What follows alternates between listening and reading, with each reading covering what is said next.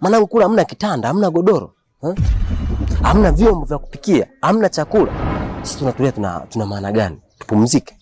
Twende kutafuta kazi. Tukitafuta kazi, haitusaidie kitu chochote. Kwanza mzigo, vitu vyote ambavyo vimeibiwa. Halafu ndio tuendelee na kazi nyingine. Na hisi utakuwa umenielewa.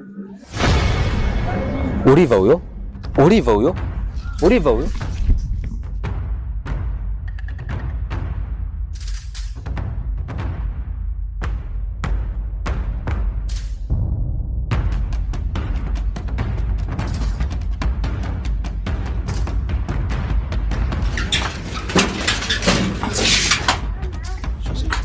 Tulia hivyo.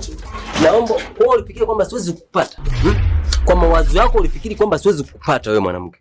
Ndio Oliva. Ndio Oliva mwanangu ambao nimekuambia kwamba amenibia vitu vyangu. Ndio huyu hapa mwanangu. Sijaelewa. Yaani ninashangaa mnafika na wakaribisha, mara si huyu ndio Oliva. Oliva gani? Wakati mimi ndio siku ya kwanza kuwaona. Naomba unisikilize wewe mwanamke. Mimi sio kutapeliwa kama wale ambao umeshawatapeli huko. Najua kwamba umetapeli wengi lakini hapo umefika kwa mwamba. Naomba unisikilize, nahitaji vitu vyangu. Kaka, vitu gani? Sija basi ya barangu hii. Wewe kaka, ndio zifananaje? Wewe sikia. Iki hapa si kitanda changu hiki. Ngaa. Kwa hiyo yani Tanzania nzima wewe ndio una ndoo kama hiyo? Una kitanda kama hiko? Vitanda vifananaje? Ndoa zifananaje?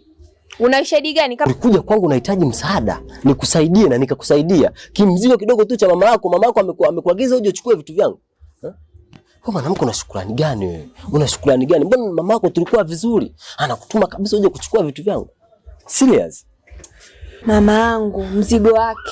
Yaani kaka sikuelewi, yani sikuelewi, yani hata kama nikijitahidi yani kuvuta taswira, yani sikujui kaka. Yaani labda umekosea nyumba, labda chumba cha pili iko. Sikufahamu. Unamaanisha kwamba sikufahamu mimi? Mimi unanifahamu kweli kaka? Jamani, kwani kuna shida gani? Blaza. Huyu hapa mwanamke alikuja kwangu anahitaji msaada. Anahitaji nimsaidie. Lakini alivyofika kwangu, ameniibia vitu vyangu. Kwa hapa nilikuwa nimekuja hapa kwa ajili ya kuchukua vitu vyangu. Yaani ndio mimi kabisa, ukiangalia ndio mimi. Lakini umefuata taratibu? Kikweli tulienda kwa mwenyekiti, tukaripoti kwa mwenyekiti. Lakini ndio sasa hivi hapa nimemuona, ndio nikaamua kumfuata kwa sababu najua kwamba amechukua vitu vyangu. Na najua kwamba ni hapa ambaye amechukua vitu vyangu, ndio maana nilikuwa nimekuja kuchukua vitu vyangu. Basi kiongozi, ukiwa kama mwanaume mwenzangu, mimi naomba nikushauri kwa kitu kimoja. Kwa kuwa umeanzia katika uongozi wa serikali ya mtaa, umefanya jambo jema na jambo